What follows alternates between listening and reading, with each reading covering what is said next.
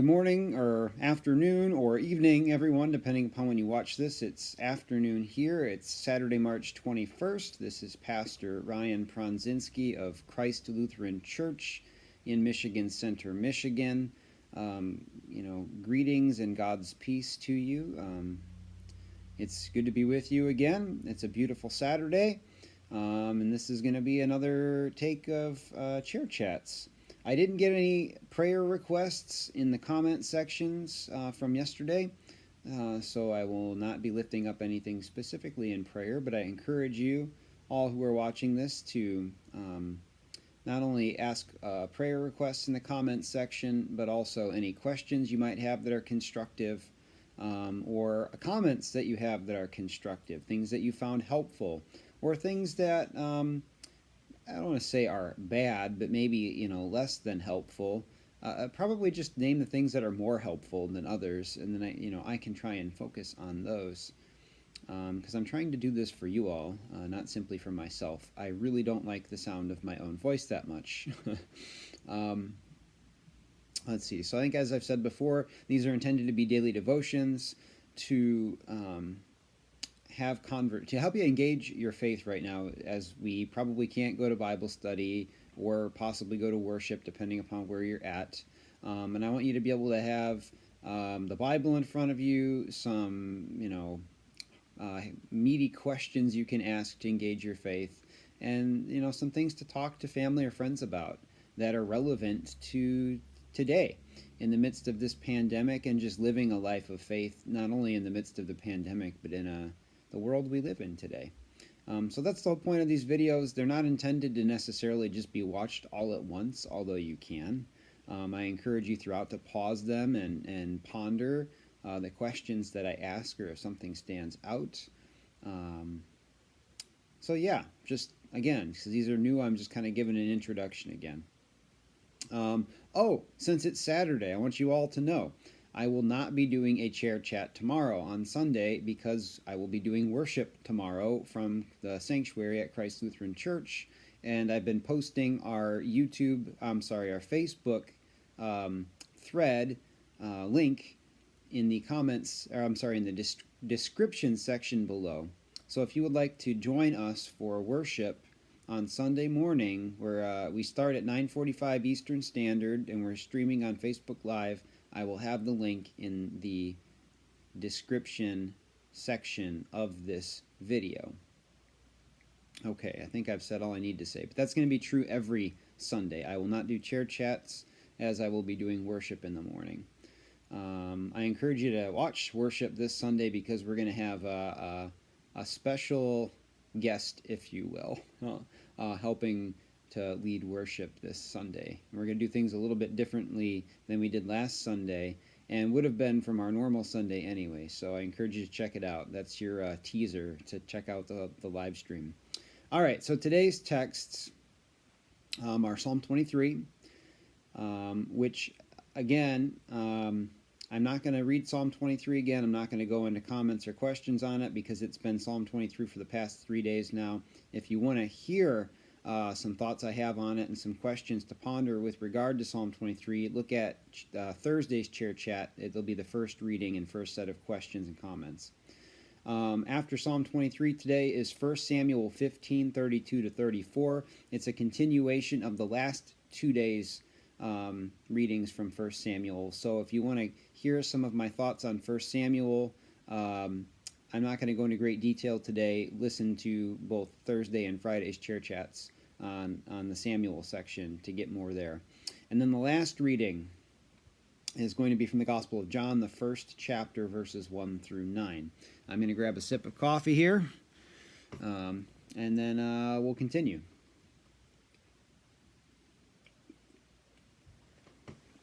All right, so we start with 1 Samuel 15, 32 to 34, which reads, Then Samuel, that is the prophet and priest of God, said, quote, Bring Agag, king of the Amalekites, here to me. And Agag came to him haltingly. Agag said, Surely this is the bitterness of death.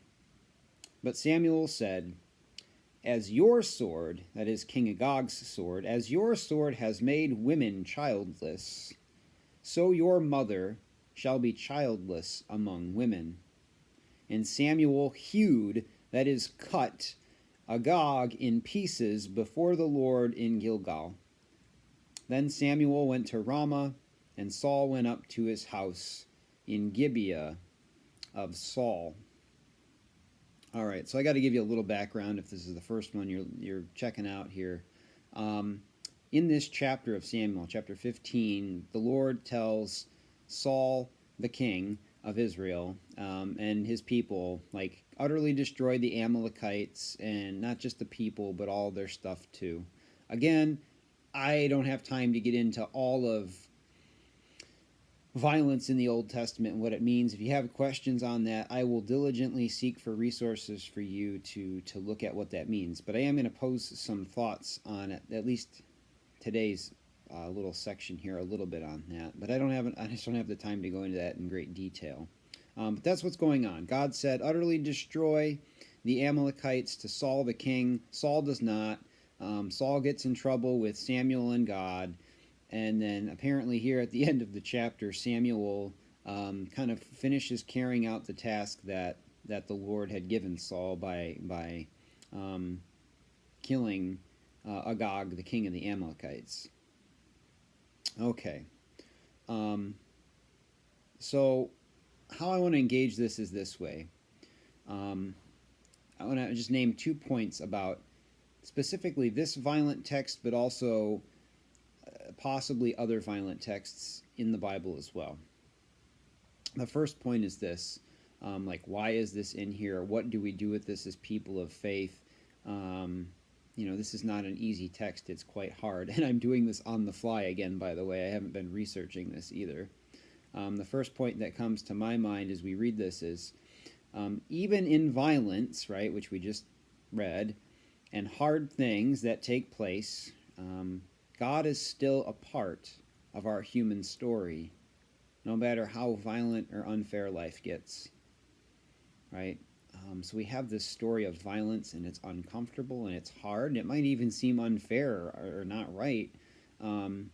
It's in our scriptures. It's in our holy, sacred scriptures, and so that says to us, God is still a part of this, is still with us, is in conversation with us.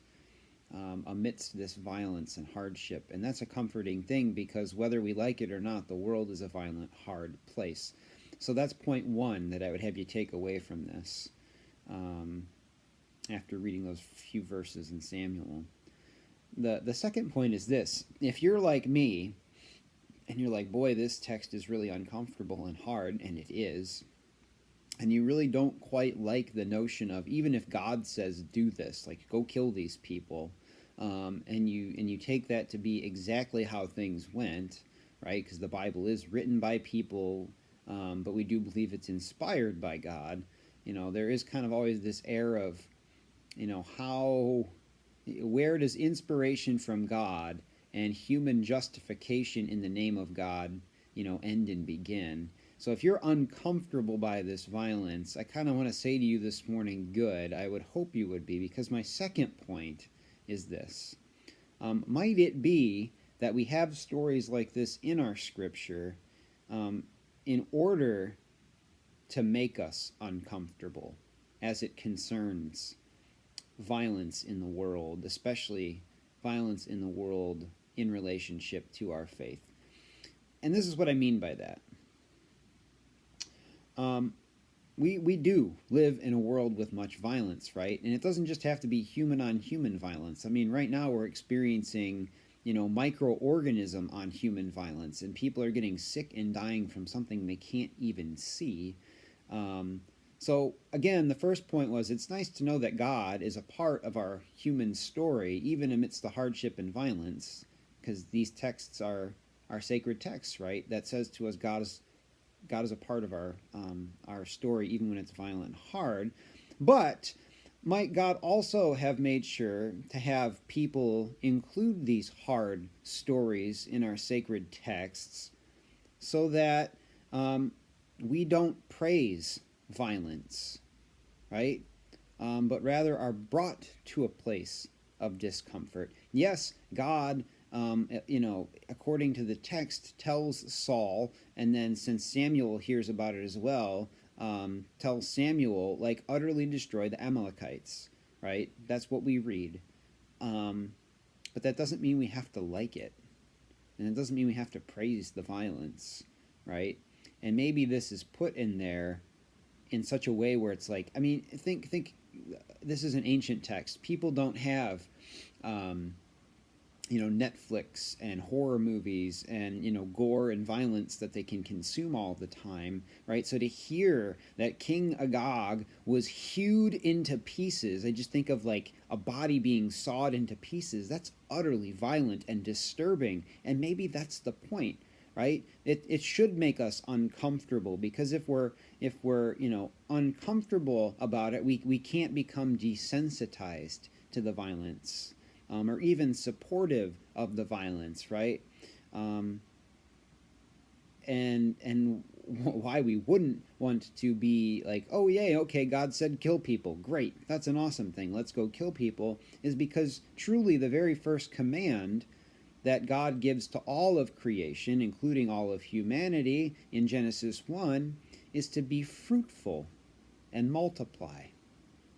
Be fruitful and multiply. And so within God's own voice, as we read it in the text, there is a tension, right? Be fruitful and multiply in Genesis 1, and then some generations later, utterly destroy, right? I don't have a quick, easy answer for, why this tension, other than it exists in our world. And so God doesn't want us to become desensitized to the violence or praise the violence, but to be uncomfortable of the violence in our life, to pay attention to where there might be violence in our life, and ask ourselves, is this how things truly ought to be? And how can we be better than this?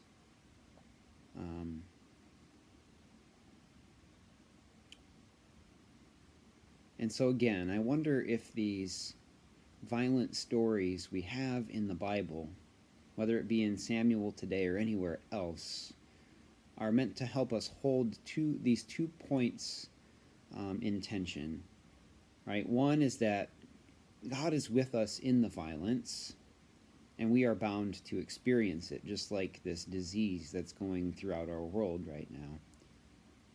But God does not want us to revel in the violence, right?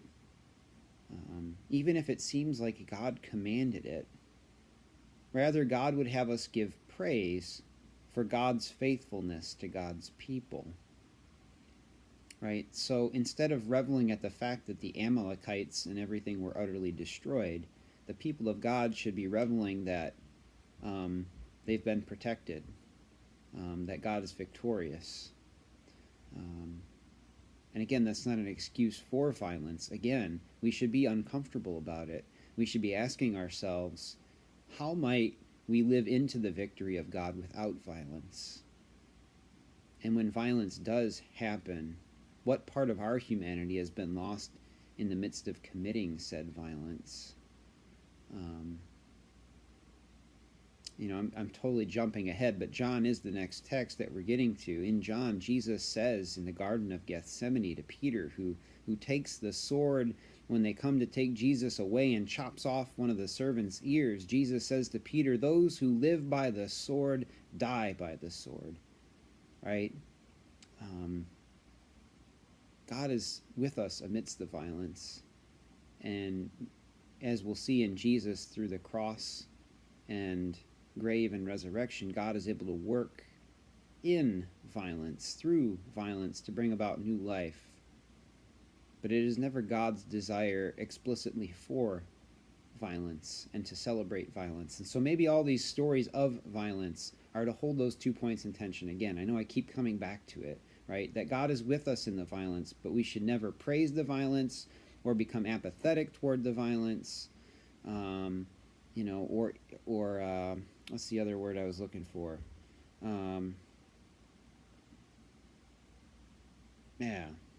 We should never praise it or become apathetic. We should always be questioning, like, why violence and how we could do things different. There's just kind of this paradox and a tension in this reading, right? And for us today, so let's just move to today, because I know I've said a lot. It's already been 15 minutes. We hear in this reading a tension and a paradox that gives us pause, right? He hewed the king into pieces. And this was kind of routine conduct at this point in time in the Bible, right? I mean, after Judges and Joshua, there's already been a lot of violence. And so now, it's kind of just like expected. But maybe it's so descriptive and violent sounding so that it doesn't become routine, so that people have to keep questioning their conduct. And if it is violent, and if that violence is necessary, and like, what are the costs of it? All right. So here's my first question, with this tension of knowing that God is with us in the violence and that violence happens, versus constantly asking ourselves, like, what is the cost of this violence? Why am I so uncomfortable? What might God have me do differently now? Here's my first question to you. Might some of our own routine conduct, right, like just the slaughtering of the people that aren't God's people because, God says so, that's what's happening in the Bible. What might some of our routine conduct, might some of our own routine conduct be more violent and disturbing than we think it is? Again, might some of our own routine conduct be more violent and disturbing than we think it is, if we simply took some time to pause and really reflect on it? Right? So just like in the story today, it really makes you stop and think, like, what is the point of all this violence? And maybe that is the point, is to get people to think about the ways in which routine conduct over violence needs to be questioned regularly. So what might be some of your routine actions that you take that might be more disturbing or violent than you realize because you don't think about them anymore? All right, so these are some of the examples that come to mind for me, which is really ironic as I have an iPad in front of me along with an iPhone. But maybe staring at our devices instead of engaging the people that are right next to us. Now, I don't mean using devices to engage people, because that's what I'm doing right now. I mean using your devices as an escape from engaging people. Might that be more violent or disturbing than we think it is? And I specifically think of parents. I've seen this all the time when it's warmer out, right? That take their kids outside, and their kids desperately want to play with their parents, and yet what do the parents end up doing? They end up doing this. Right? Their kids are running around, and they would love to have their parents playing with them, pushing them on a swing, using their imagination, whatever. And instead, they're drawn into their devices, possibly for what seems like righteous reasons. Maybe you have work you need to do. But, what is the violence of that action? What harm are you actually bringing upon, your child, or really anybody else that you're with? In that process, because it just seems routine and almost acceptable these days.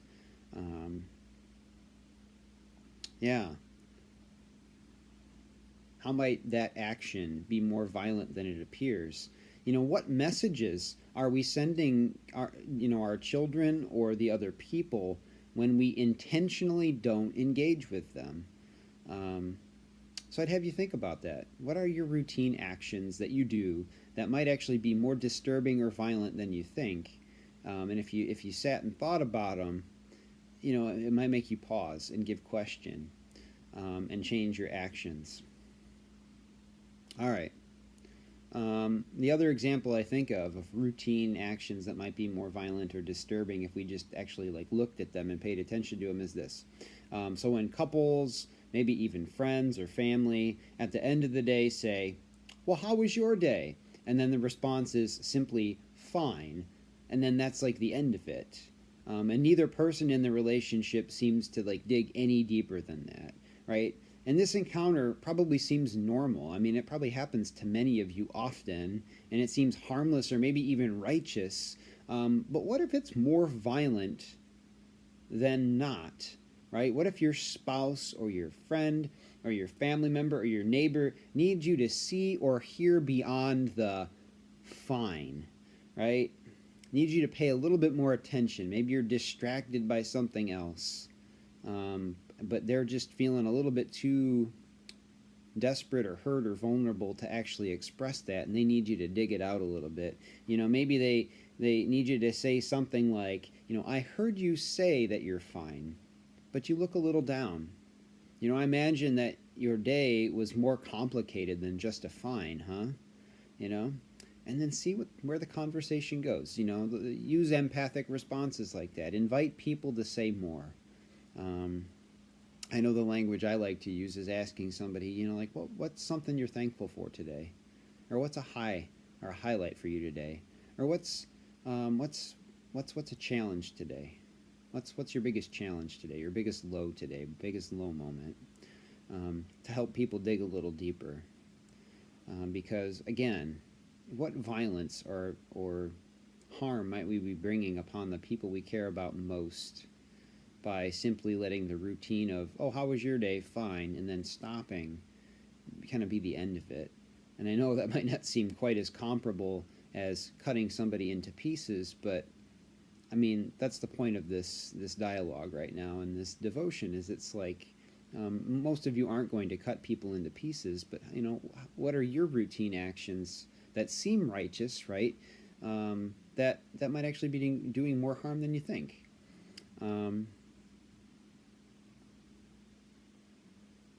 And that's actually my next question. What actions might you be taking or not taking out of routine that could be doing more damage than you think? That's what I'd have you ponder with this Samuel text in mind. Or what ways are you experiencing paradox and tension in your own life right now, like in the text, right? The paradox being, boy, this is a very violent and disturbing text. Oh, but it is comforting to know that God is in the midst of this violence. That God doesn't just like turn away or go away. That God is somehow a part of this too, right? And so there's a tension there. So in what ways are you experiencing right now in your life paradox and tension, like in the text? So for me, the only example that I can think of right now in our world that has kind of a violent outcome in tension with a positive one is this, right? So, as we continue to hear about the rising number of deaths in the world, in the country, around us, due to the coronavirus, what's happening? I know I'm noticing, because I'm calling lots of people as pastor, more and more people are becoming more aware and are even talking about their own mortality in a very intentional and healthy way, right? All of this death and sickness and loss is causing them to give thanks for their own health and all the many blessings they have, right? This is paradox. People are dying, it's not good. People are sick and hurt and suffering, and it's not good. I'm not saying that, but it's like contrast, right? All this darkness helps the little candles of light in our own life that normally seem unnoticeable, extremely bright. And instead of just routinely not even paying any attention to them, so many people now are realizing, oh my God, and I mean this like literally, like, oh my God, like you are with me in so many ways, and I can't believe I never saw them until now. A, God, I'm sorry, forgive me, and B, thank you so much, God. Like, that's how I see paradox happening right now. And that's what I mean by, like, in this story, is like this violence makes you go, oh my gosh, this is awful. Kind of like with right now with this virus, but at the same time, sometimes this violence creates a paradox where it's like, ooh, but God, you're here, and you're protecting me, and you've blessed me, And so, yeah, like that's what I see going on in our life right now as we think about paradox in the midst of violence and hardship. Um, and again, I just want to reiterate in this scenario, right, of people dying because of the coronavirus and then other people giving thanks for their health and well being, they're not praising or giving thanks for people dying. Nobody is doing that. However, the death that's happening around us is acting as a strong spiritual reminder of just how fragile life really is and how good God is to us in our lives. To put it another way, it is amazing how separation, isolation, and death is in many ways working to help us appreciate our common humanity, how blessed we are, and is honestly bringing many people together right now because we're no longer seeing our differences but our similarities, right? We have a common anxiety and a common enemy, and it is drawing us together. And that's paradox. Nobody wants this virus around, but good is coming from it. And we see in the story from Samuel today that it is through this type of paradox that God, in fact, works. And we give thanks. Of course, the ultimate paradox being, Jesus Christ, both fully God and fully human being, dying on the cross in order to give life. I mean, that's the ultimate paradox. This is how God works. So we give thanks for that. And so that actually segues really nicely into John chapter 1, verses 1 through 9, right? Because it reads as follows. In the beginning was the Word, that is, Jesus Christ.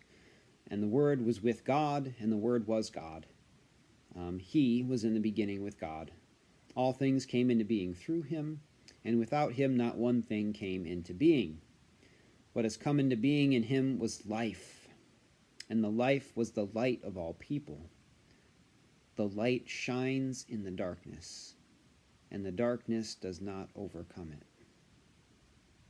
There was a man sent from God whose name was John. He came as a witness to testify to this light, so that all might believe through him. John himself was not the light, but he came to testify to the light. The true light, which enlightens everyone, was coming into the world. John 1 can be really confusing, and so I'm going to try and make this as plain as possible. What's amazing about the Gospel of John, especially this beginning in John 1, and it is especially amazing as we consider that we're in the midst of this pandemic, is that God loves us. God loves you so much that God would enter into this violent, hard world in the flesh. Yes, God becomes human while still remaining God in Jesus. Like, that's who Jesus is. Jesus is the embodiment of God's love for you, right? That takes on all the pain and hardship and suffering we as human beings face. And God does this willingly, even though, God does not have to do these things. That's what's going on in John 1. And so John 1 speaks to the good news that God will not let anything stop God from bringing you light and life. Not even violence and death itself, which are the darkest things that we face in this life. No, God will not let these things stop God. Jesus, God in the flesh, right, the light of the world, shines in this darkness, the darkness we all face right now. And the good news, as John says, is the darkness does not overcome Jesus, the light of the world, who is shining right now. Right? This isn't just a past thing. Jesus is the living Lord, raised from the dead. Jesus is the light of the world, shining right now, and no darkness will overcome Jesus, the light of the world. So that makes me ask then, how have you seen Jesus shining brightly in the midst of darkness and violence of this pandemic? How have you seen Jesus Christ shining brightly in the midst of the darkness and the violence of this pandemic? Again, I encourage you to pause and think about these things and engage people in conversation around it, or journal. Next question. How does the light of Jesus how does the light of Jesus present with you in these dark times bring you hope? How does the light of Jesus present with you in these dark times bring you hope? All right, as I've been telling you in the other videos, I try and answer these as well. I know for me that today, truly today, as I record this, I saw the light of Christ in the smiles and the laughter of the people of the church who were feeding the hungry today at our local food pantry at Emmanuel Lutheran Church in Jackson, where we share responsibility with them in feeding people.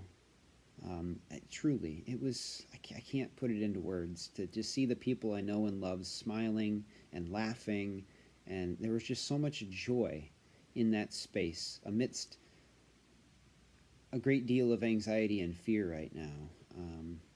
It was beautiful. The light of Christ truly shone brightly this morning, because these people, they would not let the fear and violence of illness and death stop them from feeding people who truly had an even greater fear, which is the violence of hunger and malnutrition and starvation, right? The body of Christ, Jesus present today, now, through his people that were working at this food pantry, would not let, any fear or darkness stop them from shining their light into the dark places of these hungry people. It was just awesome.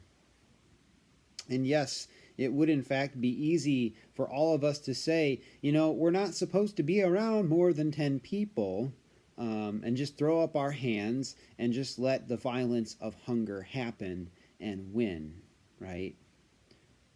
And truly, God would not smite us. God would not send down a lightning bolt and kill us. However, we both tearfully, as I watched the one man cry this morning as he reminded us of why we do what we do, reading Matthew 25, as we both tearfully and joyfully fed hundreds today and saw the light of Christ amidst the darkness of hunger and disease, right? I don't think I quite enunciated that very well. Despite the fear of disease, despite the fear of hunger, we tearfully and joyfully fed hundreds today.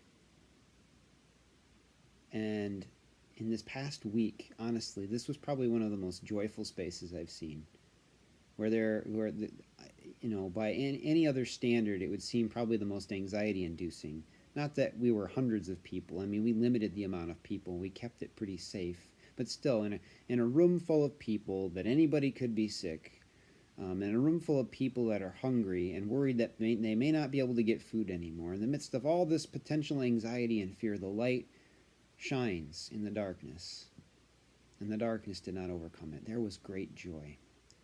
So I share that with you all to remind you that God, again, is present with you now, that this living Jesus Christ is with you now, seeking to bring light and life to you through God's people, and not just from other people to you, but you are also one of those people that God seeks to bring light and life to others through you too. So God bless you with that knowledge as you seek to live into that truth. And so I want to end, as I have been, these chair chats with another hymn. I'm going to take another sip of coffee here, though. I'm going to sing a hymn again from Evangelical Lutheran Worship, as I have before. The title of the hymn is Christ Be Our Light. It is, the text is written by Bernadette Farrell in 1957, and the music is also by Bernadette Farrell. And it is copyrighted 1993 from OCP Publications. So again, I hope that that's enough to know that I didn't create this. I don't want to get in trouble or anyone else in trouble. Just trying to preach the good news and give some comfort and hope. So here's my sip of coffee. Seriously, no editing here, folks. So thanks for your patience and grace in that. This is all raw, uncut, baby. And hopefully, I hope you're enjoying these hymns. If not, it was Ambrose who said, when you sing a hymn, you pray twice. And so if nothing else, I'm just praying twice to myself and maybe for all of you. All right, so here we go. This is the hymn, Christ Be Our Light. Longing for light, we wait in darkness. Longing for truth, we turn to you. Make us your own, your holy people, light for the world to see. Christ be our light, shine in our hearts, shine through the darkness. Christ be our light, shine in your church, gathered today. Longing for peace, our world is troubled. Longing for hope, many despair. Your word alone has power to save us. Make us your living voice. Christ be our light, shine in our hearts, shine through the darkness. Christ be our light, shine in your church, gathered today. Longing for food, many are hungry. Longing for water, many still thirst. Make us your bread, broken for others, shared until all are fed.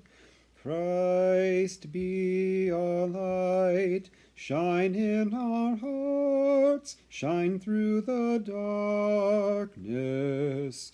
Christ be our light, shine in your church, gathered today. Longing for shelter, many are homeless.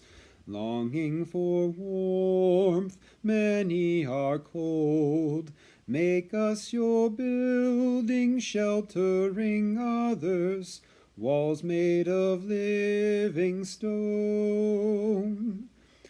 Christ be our light, shine in our hearts, shine through the darkness. Christ be our light, shine in your church, gathered today. Many the gifts, many the people, many the hearts that yearn to belong. Let us be servants to one another, signs of your kingdom come. Christ be our light, shine in our hearts, shine through the darkness. Christ be our light, shine in your church, gathered today. Dear friends in Christ, I hope and pray that the love and light of Jesus Christ comes to you, finds you, you see it. Know that the darkness cannot overcome it, and that this truth and this reality gives you peace. God bless you. I'll talk to you again tomorrow.